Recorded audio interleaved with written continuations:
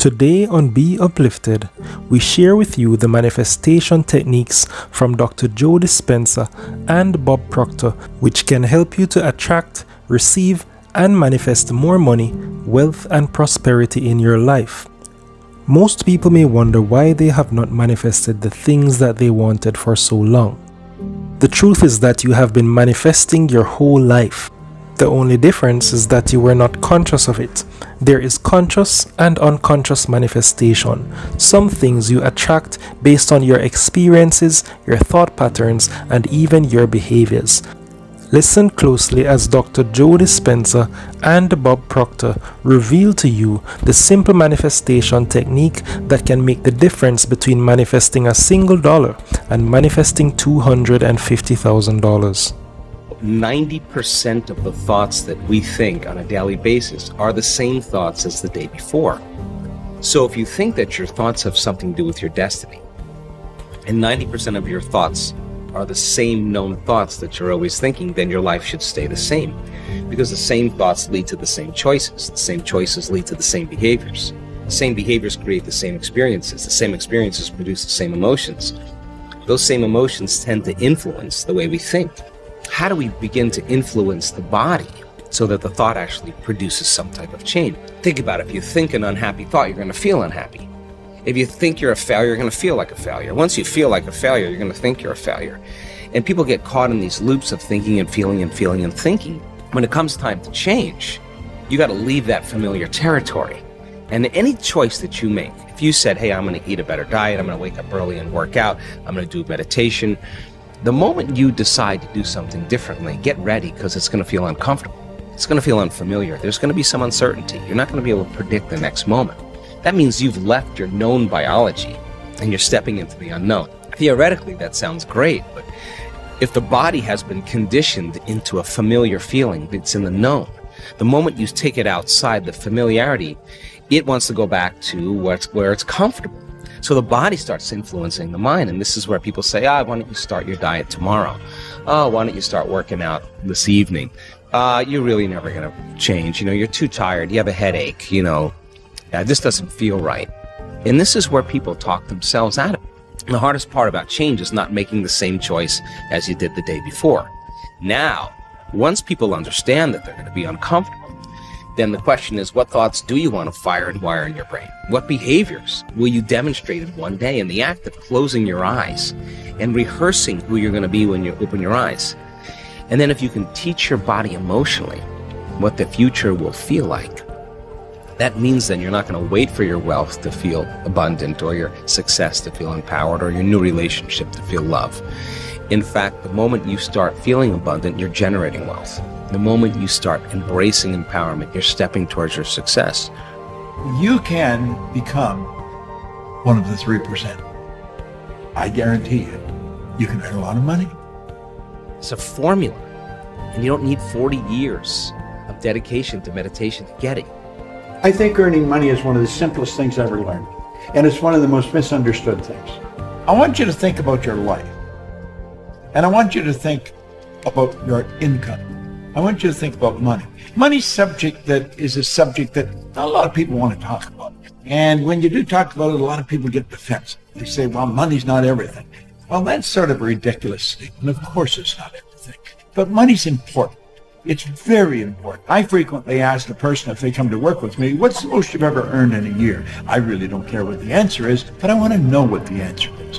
Because when they tell me the answer, what they're doing is telling me where their mind is programmed with respect to money. See, our mind is programmed. You're working with a program, I'm working with a program.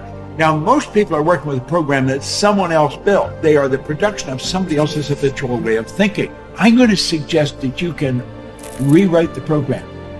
If you've already got it, it's really good to hear it again. If you haven't got it, you're going to love it. It's really about how to create all you want.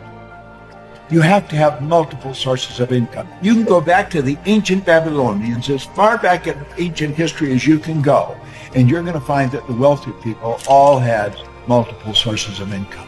3% of our population are earning 97% of all the money that's being earned. Everybody says that's unfair. Well, It's based on a law. That's really what it's based on. Our income is the harvest of our production.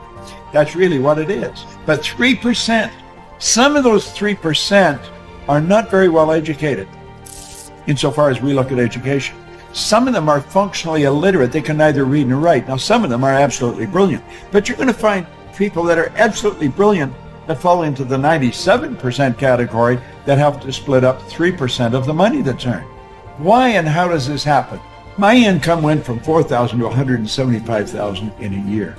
And it was based on the concept that I want to explain to you here. But what we have to understand is that the earning of money is something that doesn't happen by accident. Wealthy people historically have always had multiple sources of income. This isn't an accident. It's by design. You can design this. There is an absolute law governs compensation. We know that there's a law. If I let this go, you know it's going to fall. That is an absolute law. It's called the law of gravity. That's a law of the world. The law of compensation is a law. And it's very exact.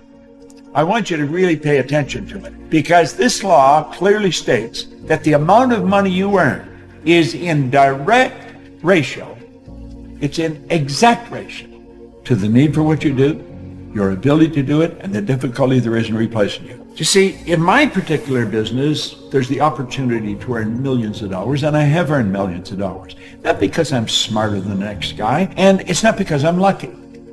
It's because I find myself in a field where there's a tremendous need for what I do. When you find a tremendous need, and then you develop your ability to fill it, you've got to become very, very good at filling the need. Take a bucket of water and put your hand in up to the wrist. When you pull it up, the hole that remains is just how much will be missed. You can stir all you want as you enter, stir up the water galore, but stop and you're going to find an opening. No time. It's much the same as before.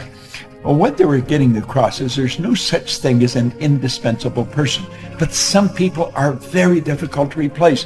And if you make up your mind you're going to get really good at this, you just want to focus on your ability to improve. Become a master of whatever you're doing. Now, this is the focus. The money is the reward. This is the cause, the money is the effect. Take care of the cause, the effect will always take care of itself. Where you place your attention is where you place your energy. So if you have all of your attention in the present moment, you're conserving a lot of energy to create with. If I'm talking to you and you're thinking about where you're going to go for lunch and who you're going to go with and how you're going to get there, and I'm talking to you, you left the present moment and your attention went to some future. And your energy will go down and you won't be able to comprehend what I said. If you start thinking about what you should have said at the staff meeting 3 days ago, and I'm talking to you and your mind is back in the past, you're siphoning energy out of the present moment into the past. So people are constantly siphoning their energy into a familiar past or a predictable future because that's where their attention is. And the stronger the emotions that we feel to certain problems and conditions in our life, the more we pay attention to them.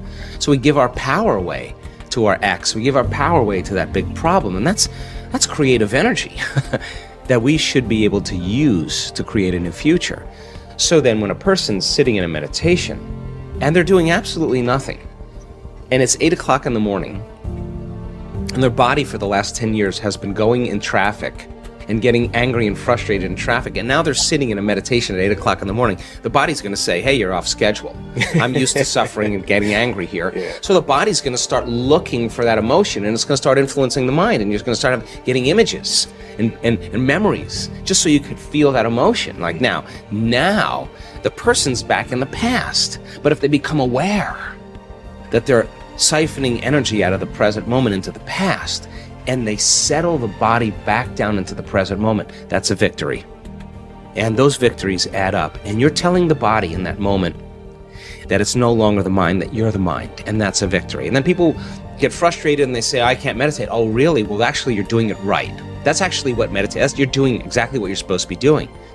But if you trade resentment and impatience for gratitude and freedom and joy, and you start making those chemicals in your meditation every single day, I swear to you, you'll get familiar with that. So the process of change is unlearning and relearning. It is breaking the habit of the old self and reinventing a new self. And we use meditation as a way to change our brain and body to be different, be greater than the environment, be greater than our emotions and habits, and be greater than the predictable future and the familiar past. So meditation is a way then to get us in the right state of mind and body, so when we present ourselves to the world, we're a better expression of it. And then practicing and staying aware your entire day, so that you can actually master something about yourself. Now, what's the side effect of that? You're more in love with you because you overcame you. The beauty behind that is then your life begins to change in really mysterious and unusual ways.